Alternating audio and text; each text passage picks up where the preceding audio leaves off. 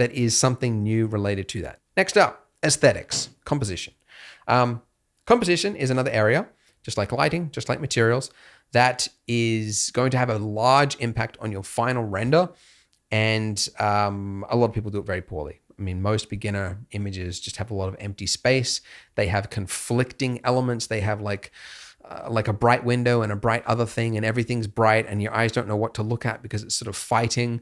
Composition, my video on understanding composition. Again, links to all this in the description in one page.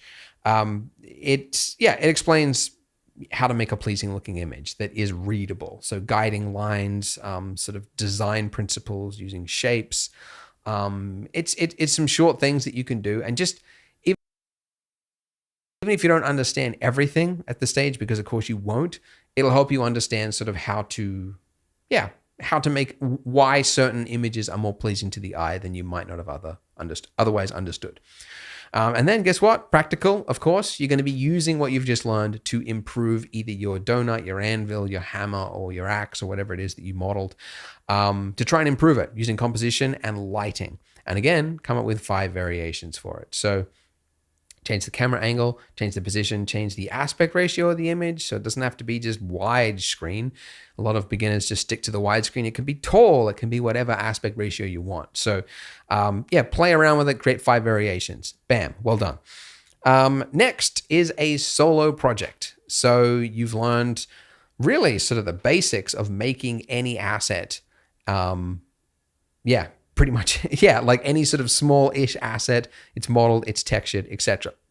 Solo project. So pick something that you think is achievable based on what you know. And at this point, you should know that there are things that are hard to do and there are things that you could possibly achieve. So pick something small to do that you could achieve. And I want you to replicate a photo 1-to-1.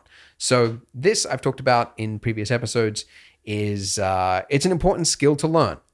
Replicating a photo 1-to-1 will not only help you in like what you need to do next and what needs to be improved, but it develops attention to detail, which has to be developed. It's not most beginners, beginning artists do not have that off the bat.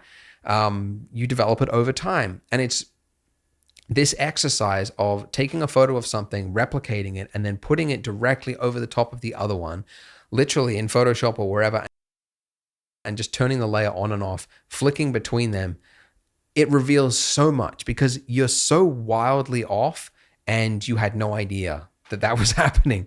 It's almost embarrassing when you see it, but it is important because it'll help your mind go from seeing things as just kind of big shapes to things that there's actually detail and there's reasons why it doesn't work. I've talked about why I think like most artists should just focus on 1-to-1 replication. That's what you're going to be doing in this solo project. Okay, the next one, this is sort of just like a side theory thing to learn, optimizing renders. So this is a necessary thing of 3D, unlike 2D. When you paint, you finished, it's done. 3D, you have to render. And depending on your machine, pretty much any machine, there's time involved in rendering. And if you don't know what is making your render take 20, 30 minutes to render, you're going to be eating up valuable time and motivation, because what can you do while you're sitting there? You can't use Blender. You can't really even use your computer. It's wasted time. And there are things that you can do to have just as good a result